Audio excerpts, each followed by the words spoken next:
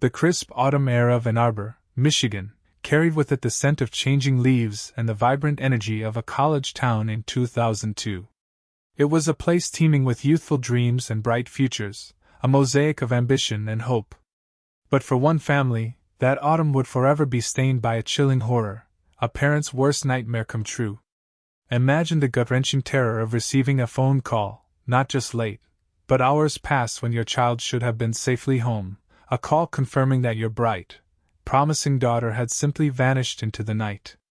That was the dawn of a nightmare for the Kim family, a nightmare that began with the sudden, inexplicable disappearance of Laura Kim. Laura Kim was more than just a name on a missing person report. She was a vibrant, dedicated student at the prestigious University of Michigan.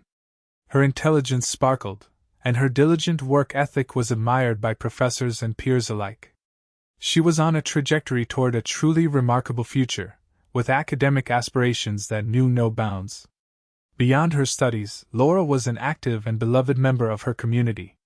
Her warm smile and compassionate spirit drew people to her, making her a cherished friend, a supportive sister, and a loving daughter. She volunteered at local shelters, tutored younger students, and her laughter often echoed through the campus dorms. Ann Arbor, with its quaint streets and bustling university life, felt like a safe haven, a close-knit community where such a tragedy felt utterly impossible. Laura's routine was predictable, her life meticulously organized. She was the kind of person who always kept her promises, especially the promise to come home. That fateful evening, Laura had been immersed in a late-night study group, preparing for an upcoming midterm. The library, a familiar sanctuary filled with the hushed rustle of turning pages, was her last known location. Hours passed, and the clock relentlessly marched past her usual return time. Initially, it was just a flicker of concern, a fleeting thought of, she must be really focused. But as the night wore on, the concern morphed into a cold, hard knot of dread in her parents' stomachs. Panicked calls ensued, first to her friends, then to dormitory staff, each unanswered ring amplifying their growing terror.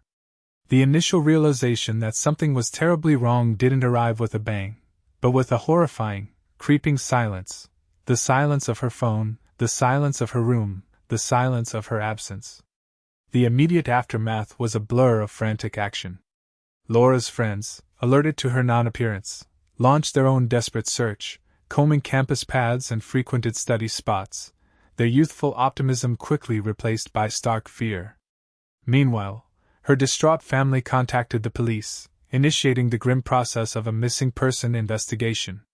The police department, responding to the urgency in their voices, began the painstaking first stages, gathering initial details and trying to piece together Laura's last known movements. The information was scant, fragmented, and deeply unsettling. News of Laura's disappearance tore through the Ann Arbor community like a raw wound. The town, usually so lively, became subdued, cloaked in a shared sense of fear and solidarity. Students, professors, and local residents rallied together, a powerful wave of collective concern washing over the city. Posters bearing Laura's warm, smiling face bloomed on every lamppost, storefront window, and bulletin board, a silent plea for her safe return. Organized search parties, comprising hundreds of worried volunteers, fanned out across the campus and surrounding areas, their footsteps heavy with both hope and dread. Every rustle of leaves, every distant sound, held the potential for an answer, or the confirmation of their deepest fears. The first few days of the police investigation were marked by frustration. Despite the massive community effort and dedicated police work, concrete leads were agonizingly scarce. There were no witnesses to anything suspicious, no immediate signs of a struggle, no clear path to follow. The initial confusion and lack of tangible evidence left investigators struggling to find a starting point, a thread to pull that might unravel the mystery. The silence surrounding Laura's disappearance was deafening, a horrifying void that swallowed all efforts to understand what had happened. This was just the beginning of a long, dark journey, a story that would challenge the very notion of closure. Kindly subscribe to our channel for more true crime stories and cold case investigations. The agonizing silence surrounding Laura's disappearance only deepened as days bled into weeks, turning the initial flicker of hope into a gnawing, persistent fear that settled deep within the community's collective consciousness. What began as a local missing persons case escalated into a full-blown crisis, the Ann Arbor Police Department intensifying their investigation with every passing hour. Detectives worked tirelessly, interviewing everyone who had even a tangential connection to Laura, recanvassing her usual routes, and reviewing surveillance footage from countless cameras. Yet, despite their relentless efforts, significant clues remained elusive, each dead end amplifying the frustration felt by investigators and the Kim family alike. The lack of any tangible evidence, any trace of foul play, or even a simple explanation, created a void that no amount of police work seemed capable of filling. For the Kim family, these weeks were an unimaginable emotional roller coaster. Each sunrise brought a renewed surge of desperate hope, quickly followed by the crushing weight of disappointment as another day passed without news. They lived in a constant state of suspended animation, their lives utterly consumed by the search for their daughter. Laura's parents, once vibrant and full of life, were visibly worn, their faces etched with grief and exhaustion, yet their resolve never wavered. They became staunch advocates for Laura, tirelessly working to keep her case in the public eye. They organized press conferences, wrote letters to every media outlet imaginable, and pleaded with anyone who would listen, refusing to let their beloved daughter become just another statistic. This relentless effort, while vital to the investigation, took an immense toll on their physical and mental well-being, pushing them to the very limits of human endurance. Public appeals became a regular occurrence, with both the Kim family and law enforcement officials addressing the media, their voices strained with urgency, begging for anyone with information, no matter how small or seemingly insignificant, to come forward. The local and even national media picked up Laura's story, her bright, hopeful face appearing on television screens and newspaper front pages across the country. The increased coverage brought in a deluge of tips, each one meticulously followed up by detectives, but none led to the breakthrough everyone so desperately craved. With each passing week and every failed lead, the early momentum stalled, the initial bursts of activity slowly dwindling into a more methodical, less visible investigation. Eventually, the inevitable happened. The active search waned, the media spotlight dimmed, and the case of Laura Kim began its sorrowful transition into a cold case. The official designation felt like a cruel irony to the Kim family. It implied a lack of progress, a fading hope, a file that would sit on a shelf, gathering dust. The frustration among the investigators was palpable. They had poured their hearts and souls into finding Laura, only to be met with an impenetrable wall of silence. For the family, the cold case status was a living nightmare, a constant reminder that the person responsible for their daughter's disappearance remained free, unpunished. The passage of time, an indifferent and relentless force, continued its march. Weeks turned into months, and then months into years. Ann Arbor, in its perpetual cycle of new students and graduating classes, slowly began to heal, to move on. But Laura's disappearance remained an open wound for her loved ones and for many within the community. Her memory was kept alive through annual vigils and scholarship funds established in her name, a poignant reminder of the potential that was tragically stolen. The hope for answers, while diminished, never entirely extinguished. A solution seemed distant, an ever-receding horizon, yet the town remembered, haunted by the question of what truly happened to Laura Kim. Despite the official cold case status, a small, dedicated group within the Ann Arbor Police Department refused to let Laura's file simply fade into oblivion. Detective Mark Jenkins, a seasoned investigator with a quiet tenacity, periodically revisited the evidence, poring over old reports, re-examining witness statements, and clinging to the faint hope that a fresh pair of eyes might spot something previously overlooked. He understood that cold cases weren't dead cases. They were merely dormant, waiting for that one crucial piece of information, that one technological advancement, to breathe new life into them. His commitment was a quiet act of defiance against the relentless march of time, a promise he silently made to Laura and her family. The disappearance cast a long, dark shadow over Ann Arbor. the lingering fear and sadness permeated the otherwise vibrant university town. The unsettling idea that a perpetrator could still be living among them, walking the same streets, drinking coffee in the same cafes, created an undercurrent of unease. It was a constant, unspoken question that weighed heavily on the community's conscience. Who took Laura Kim, and would they ever be found? The answers remained locked away, hidden in the past, waiting. The answers remained locked away, hidden in the past, waiting. Yet, as the calendar pages flipped into a new millennium, a glimmer of hope began to surface, not from new witnesses or confessions, but from the quiet, relentless march of scientific progress. Advances in forensic science, particularly the exponential leaps in DNA technology, started to offer a tantalizing possibility for cold cases like Laura's. What was once considered impossible, the extraction of viable genetic material from microscopic traces, was now becoming a reality. The Kim family, though weary, clung to this burgeoning hope, a fragile lifeline in the vast ocean of their grief. They understood that the world of crime solving was changing, and with it, perhaps, their chance for justice. Fueled by these technological advancements and the persistent dedication of investigators like Detective Jenkins, the Ann Arbor Police Department made a decisive move. They would revisit the original evidence from Laura's case. This wasn't a casual peek. It was a comprehensive, meticulous re-examination, a forensic deep dive into every item collected nearly 2 decades prior. Boxes of evidence, once sealed and shelved with a sense of defeat, were carefully unsealed. Crime scene photos, grainy and faded with time, were digitally enhanced. Every report, every interview transcript, was pulled from the archives, some yellowed with age, to be scrutinized with a fresh perspective, armed with knowledge and tools unavailable in 2002. This decision, though made quietly behind closed doors, resonated with a renewed sense of purpose. Perhaps a new pair of eyes, or the microscopic precision of modern science, could finally unlock what had been stubbornly hidden for so long. The re-examination quickly broadened into an active search for new leads. Old witness statements were no longer just static documents. They were re-evaluated, cross-referenced with modern data sets, and subjected to new analytical techniques.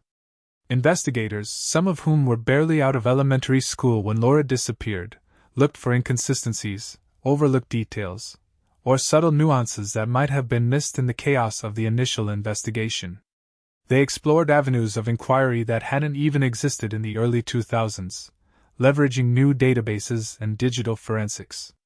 Occasionally, external expert consultants, specialists in areas like forensic psychology or advanced trace evidence analysis, were brought in to lend their specialized perspectives, offering different lenses through which to view the enduring mystery. It was a painstaking, often frustrating process, but the belief that an answer lay hidden within the existing data propelled them forward. Crucially, this phase of the investigation, unlike the frantic early days, was conducted with minimal publicity. It was a quiet investigation, a deliberate strategy to avoid alerting any potential suspects that the cold case had, in fact, warmed. Detectives worked meticulously, often late into the night, sifting through details, reviewing evidence in sterile labs, and following leads that often twisted into dead ends. They understood the delicate nature of their task. One premature leak, one wrong move, could jeopardize years of patient, painstaking work. The hope was to meticulously build a case, piece by agonizing piece, without tipping off the person or persons responsible for Laura Kim's disappearance, hoping for a breakthrough without raising any alarms. It was during this meticulous re-evaluation that seemingly minor, almost insignificant clues from the initial investigation began to gain new importance. A fiber, too small and indistinct to analyze effectively in 2002, now held the promise of a DNA profile. A faint smudge on a discarded item, once dismissed as environmental contamination, could now potentially reveal cellular material.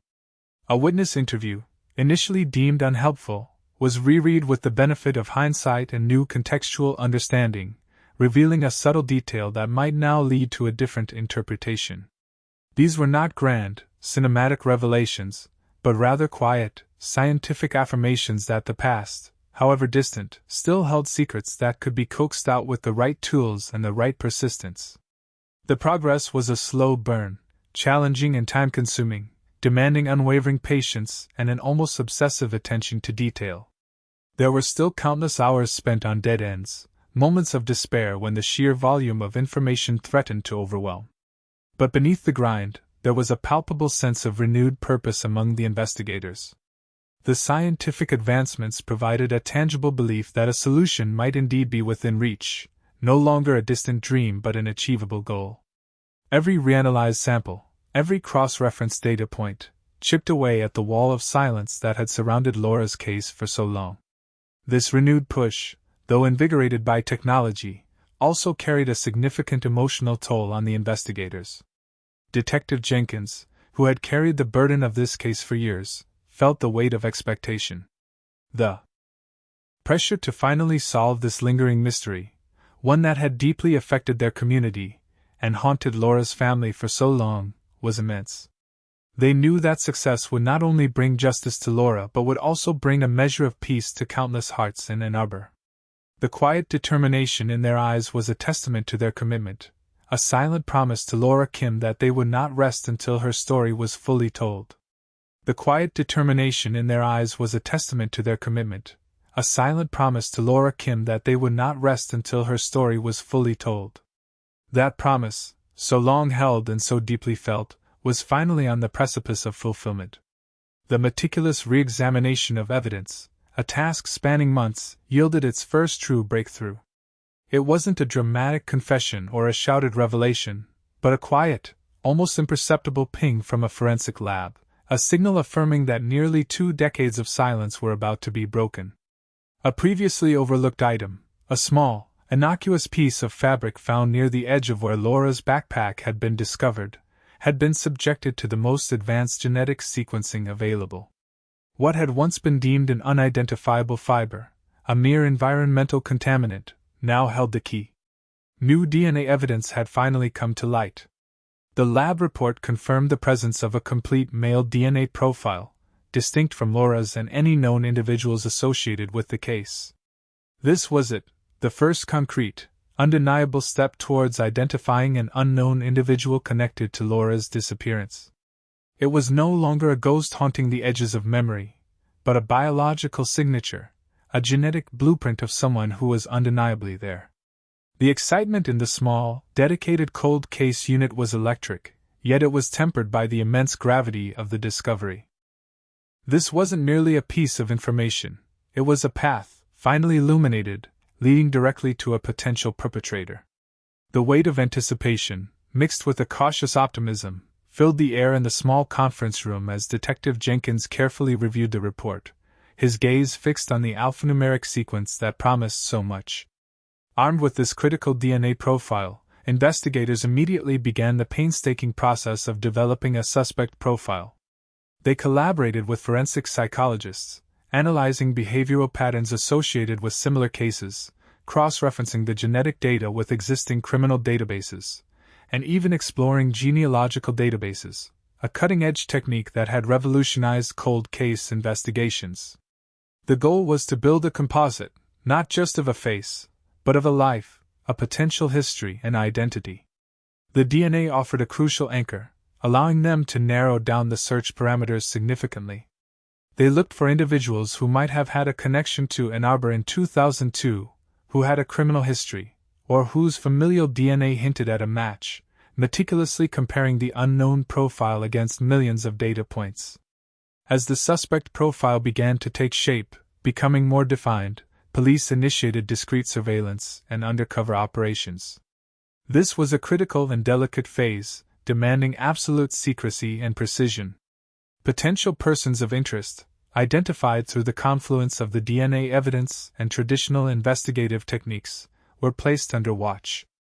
Plainclothes officers blended into ordinary life, observing routines, gathering intelligence, looking for any behaviors that matched the emerging profile.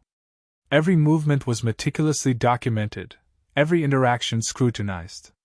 The aim was not just to find a match for the DNA, but to gather corroborating evidence, to build a comprehensive picture that would stand up in court, ensuring that when they moved, they did so with absolute certainty.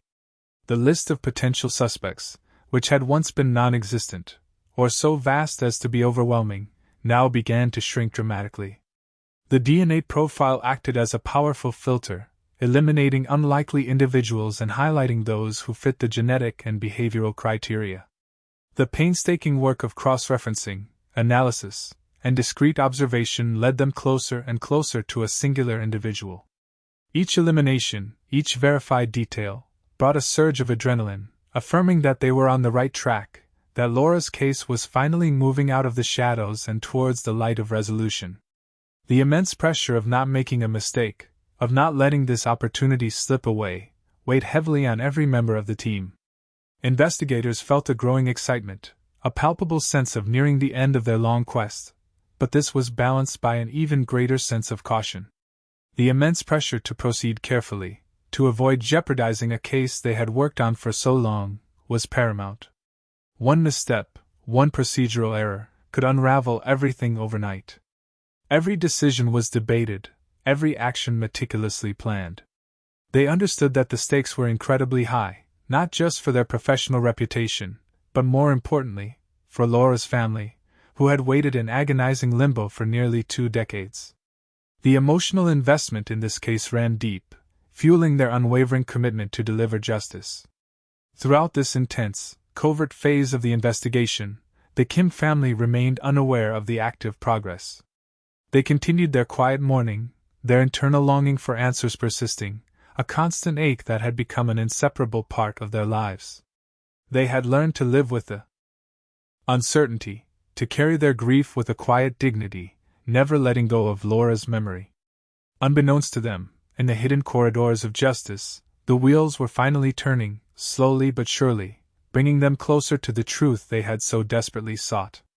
The hope that had once seemed so distant was now being carefully, painstakingly built, brick by brick, in the meticulous work of dedicated investigators.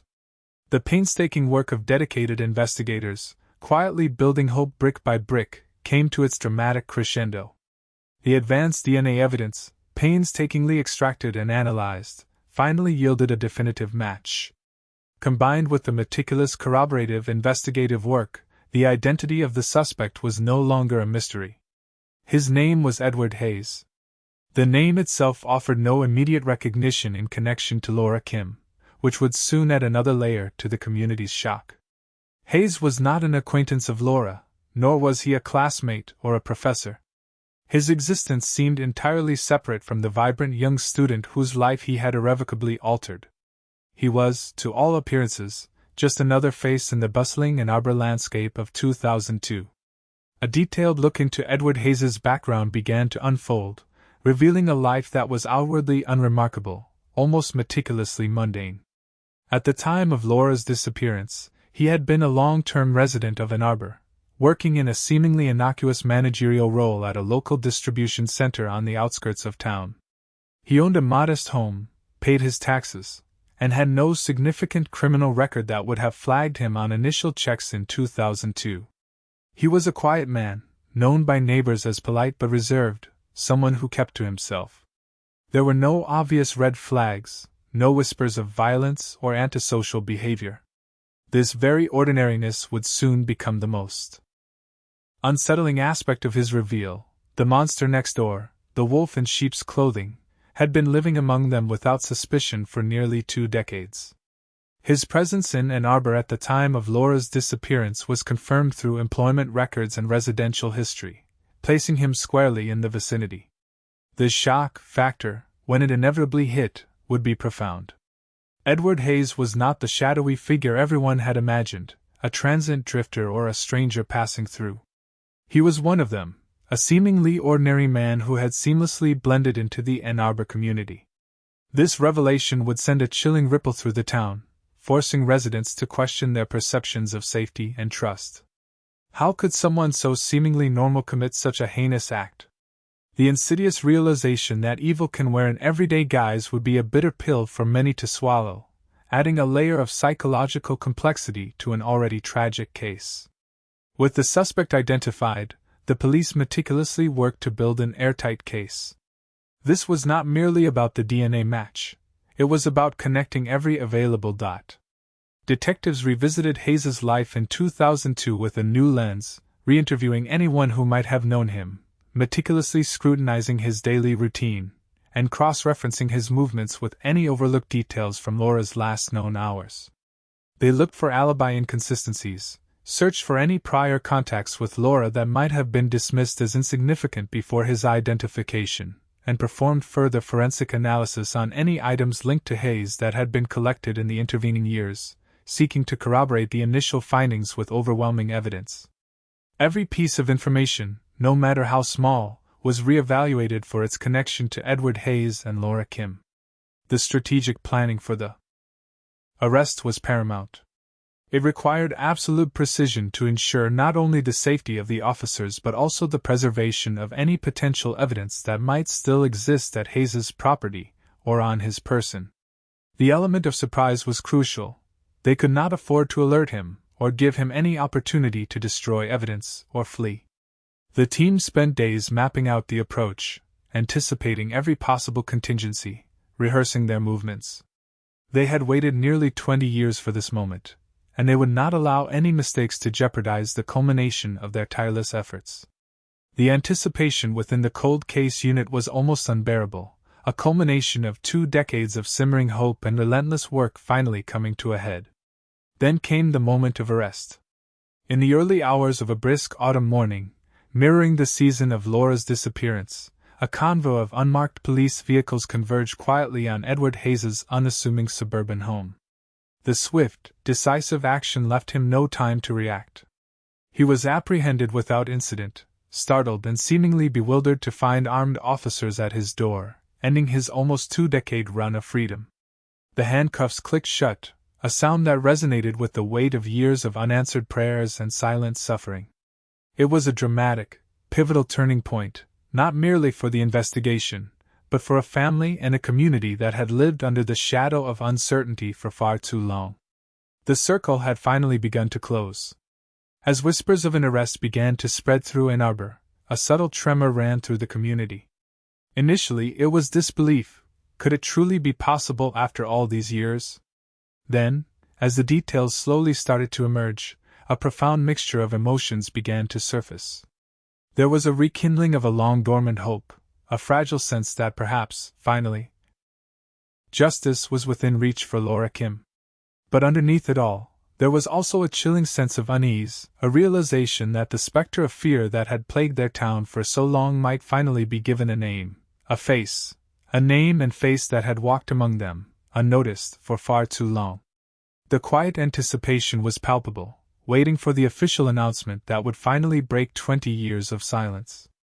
The quiet anticipation was palpable, waiting for the official announcement that would finally break 20 years of silence. That announcement came swiftly, shattering the lingering calm.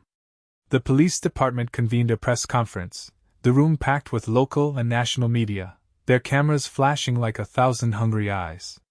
With solemn faces, the chief of police and Detective Jenkins stood before the microphones, formally announcing the arrest of Edward Hayes in connection with the 2002 disappearance and presumed murder of Laura Kim.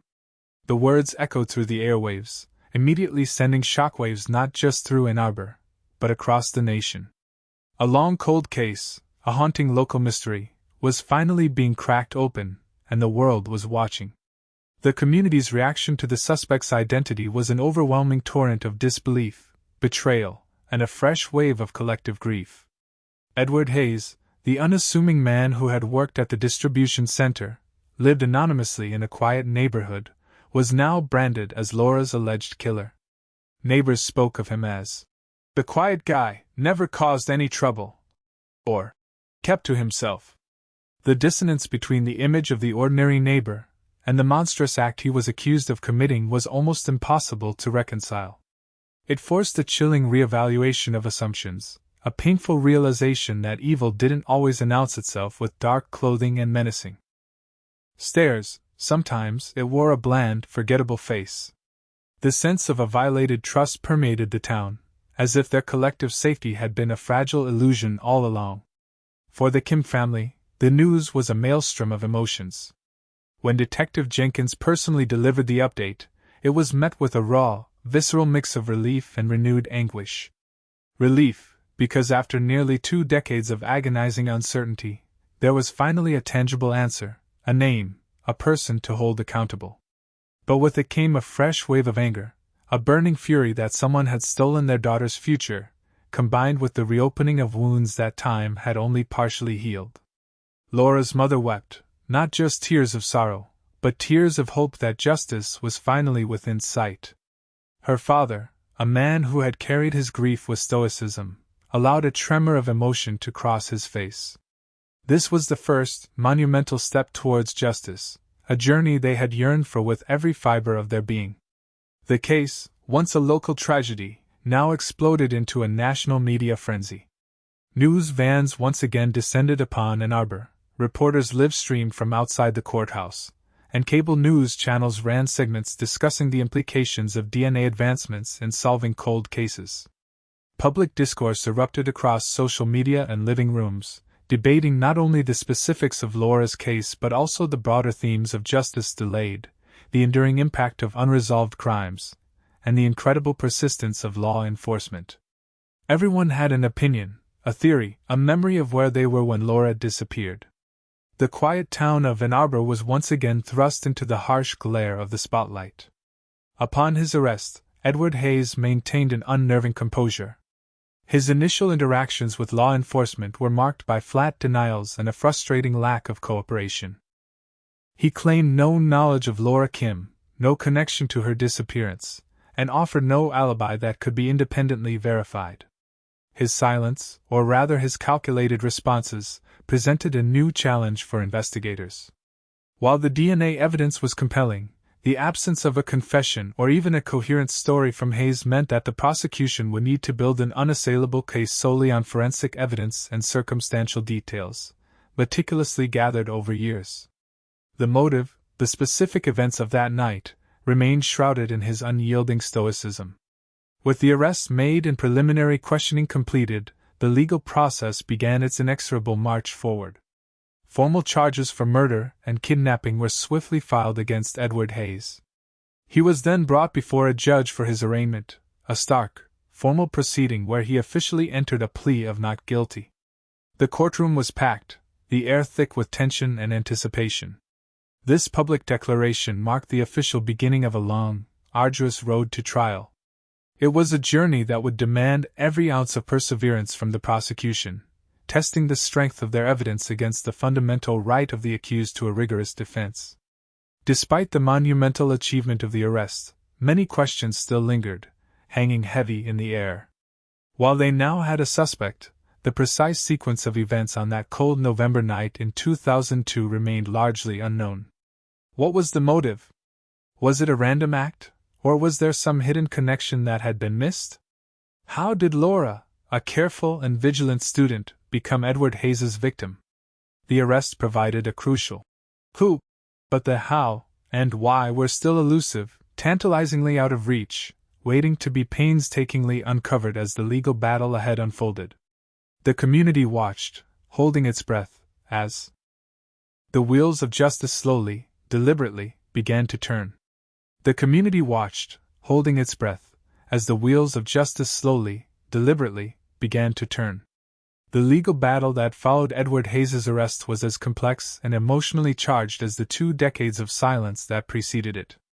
Pretrial motions became a battlefield, with defense attorneys tirelessly challenging the admissibility of the newly discovered DNA evidence, questioning the chain of custody for decades-old samples, and scrutinizing every police procedure. The prosecution, in turn, fought fiercely, defending the integrity of their investigation and the groundbreaking forensic techniques that had finally brought them to this point. Weeks of legal wrangling ensued, setting the stage for what would be one of Ann Arbor's most anticipated and emotionally fraught trials. When the time came for jury selection, the process was painstaking. Potential jurors were screened not only for their impartiality but also for their ability to withstand the emotional weight of hearing the details of a cold case that had haunted the community for so long. The media circus surrounding the trial necessitated an even more rigorous selection process, ensuring that the 12 individuals who would decide Edward Hayes's fate could render a verdict based solely on the evidence presented in court, free from external influence.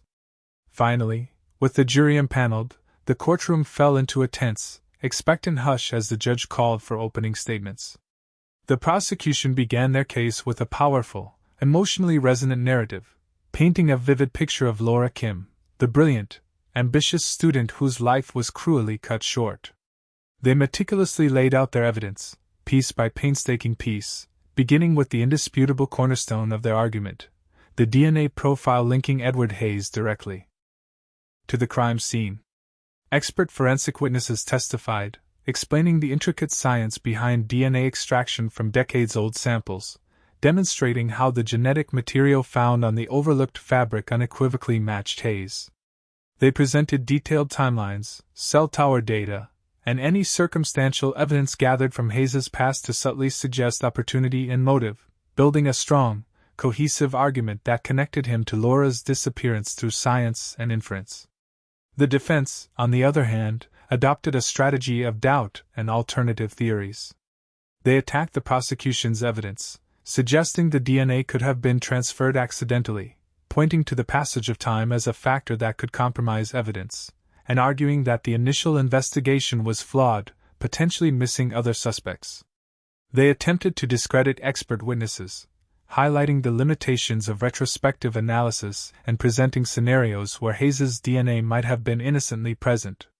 Their primary goal was to sow enough reasonable doubt in the minds of the jury, suggesting that while a tragedy had occurred, the prosecution had not definitively proven that Edward Hayes was the person responsible beyond a reasonable doubt. Perhaps the most profound impact on the courtroom came from the emotional testimonies of Laura's family and friends. Her mother, her voice trembling but resolute, spoke of Laura's dreams, her laughter, and the gaping void her absence had left in their lives. Her father recounted the agonizing years of uncertainty, the sleepless nights, and the crushing burden of not knowing. Laura's closest friends shared stories of her vibrant personality, her kindness, and the future she would never have. These testimonies, delivered with raw honesty and profound grief, served as a poignant reminder to the jury that behind the scientific evidence and legal arguments, there was a real, deeply loved young woman whose life had been brutally taken. They brought the human element of the tragedy to the forefront, forcing everyone in the courtroom to confront the devastating consequences of the crime. Throughout the trial, there were several aha moments that visibly swayed public opinion and, it seemed, the jury.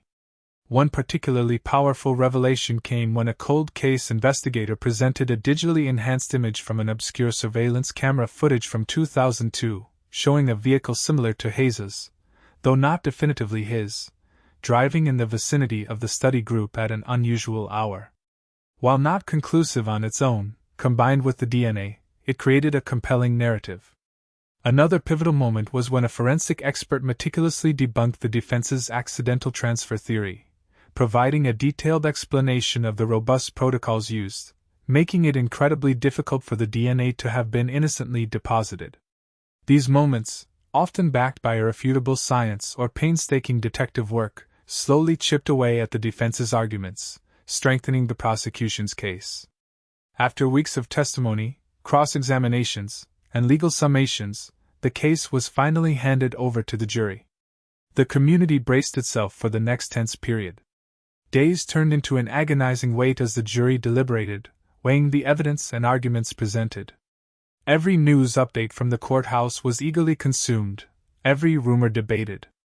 The fate of Edward Hayes, and the long-awaited closure for Laura Kim's family, now rested in their hands.